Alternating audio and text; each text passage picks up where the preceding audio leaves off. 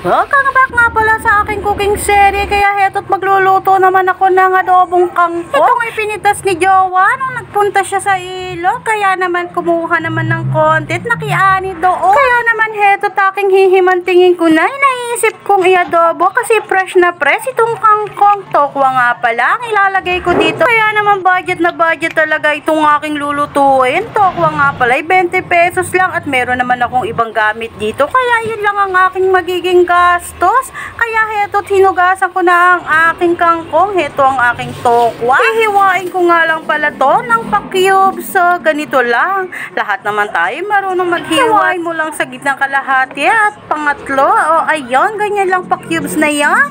Na napakasimple naman. Pagkatapos nga palang hiwain yan, yan ay aking huhugasan syempre. Meron na nga rin pala akong hiniwang bawang at sibuyas dito. Kaya naman, ready na tayo magluto.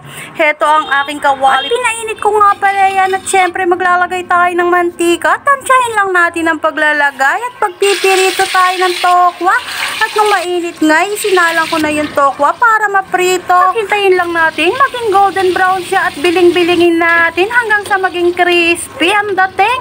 So ayun, pag ganyan, pwede na nating hanguin ang ating tokwa. Sigurado namang masarap na masarap to. At nang maprito ko ngang lahat, heto, same pa, naglagay lang din ako ng margarine at nag-isa ng bawang, halo-haluing bahagya at isinunod ko itong sibuyas. Ayun, haluin ng very light. Kapag okay na nga itong ginisa natin na yan, ilagay na natin itong kangkong.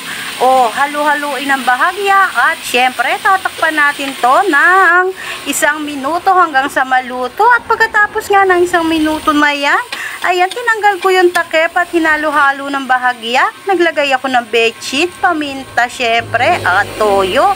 Tansyahin lang natin ang paglalagay at halu-haluin. Naglagay din nga pala ako ng tubig dito at saka suka at hayaan natin siyang kumulo. At nung kumukulo at alam nating luto na yung suka, hinalo ng bahagya at naglagay ng oyster sauce, nor seasoning at inilagay ko nga itong tokwang pinirito ko.